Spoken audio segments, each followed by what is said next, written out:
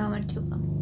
მიხარია რომ მაქვს პატივი დავესწრო ლიტერატურულ გვერდ აგორაზე ირმა შიულაშვილის წიგნის პრეზენტაციას. ირმა შიულაშვილი ჩემი საყვარელი პოეტია.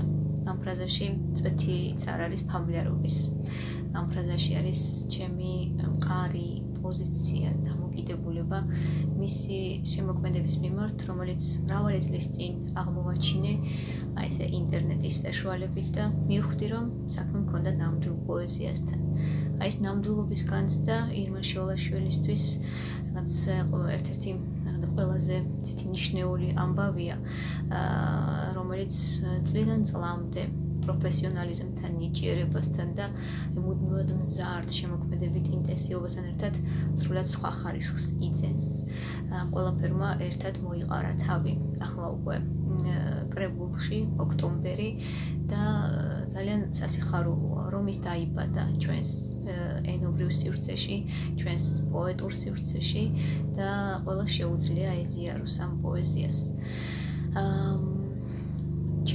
ამ კრებულში თქვენ მაძიებელ პოეტს და მაძიებელი პოეტის ეპოსს წაიკითხავთ.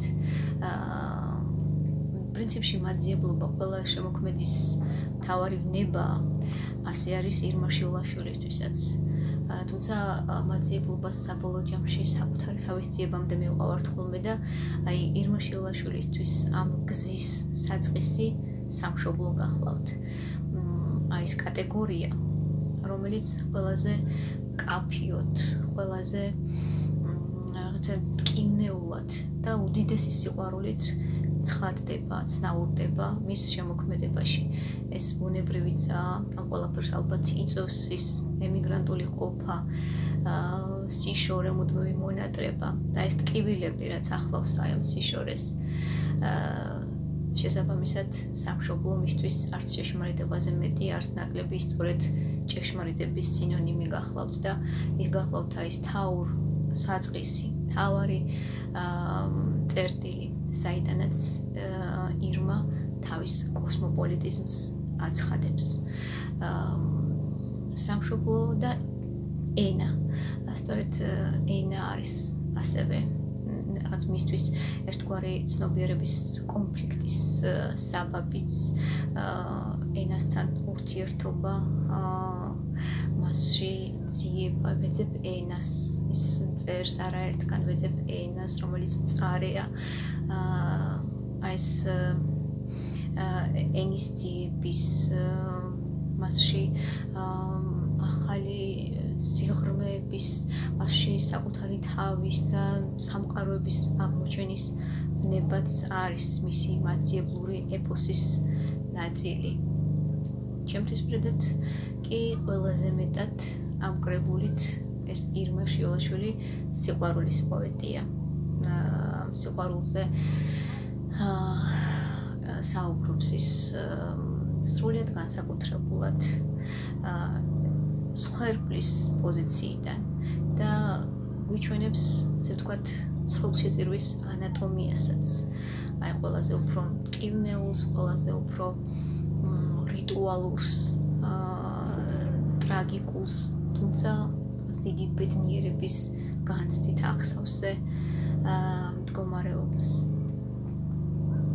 ამ სიყვარულში იწყება და მთავრდება უამრავი გზა, უამრავი თავგადასავალი და რაც ყველაზე მთავარია, ამ სიყვარულში ის გვევლინება უდიდესი ფემინური ხიბლით, მე ვიტყოდი ჯადოქრობით, რომელსაც შეუძლია ყველაზე დიდი სისუსტე, ყველაზე დიდ ძალად აქციოს.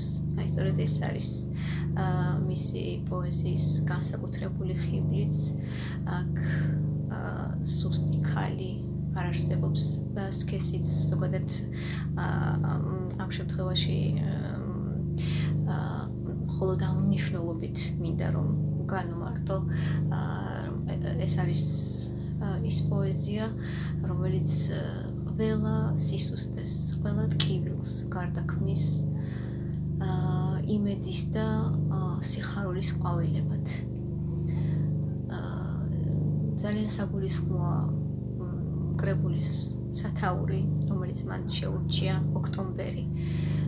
ოქტომბერი სეზონი, როცა შემოდგომა თავის ყველაზე უფრო ბრწყინვალე მდგომარეობაშია, ნაყოფიერების, დაღვინებულობის, მრავალფეროვნების, ყვავრიელების დროში. ეს მეტაფორულად თავად ავტორის სულიერ მდგომარეობასაც ირეკლავს და მართლაც ასეა. ამ კრებულმა მოიცვა, მოკრიბა თავის თავში ყველა ის სათნოება და სიკველი, ესე რომ ვთქვათ, ყველა ის გრადაცია, ფერი, გემო, ტონალობა და უდიდესი შემოქმედებითი ინტენსივობა და აქცია აი ამ ხარისხის, ამ რანგის პოეზიად. ამიტომ ძალიან მიხარია, რომ ის დაიბადა. მე წარმატებას უსურვებ ირმას და მის ახალ კრებულს და ვულოცავ მასაც და ყველას, ვინც გულშემატკივრობს ირმა შილაშვილის პოეზიას. დიდი მადლობა.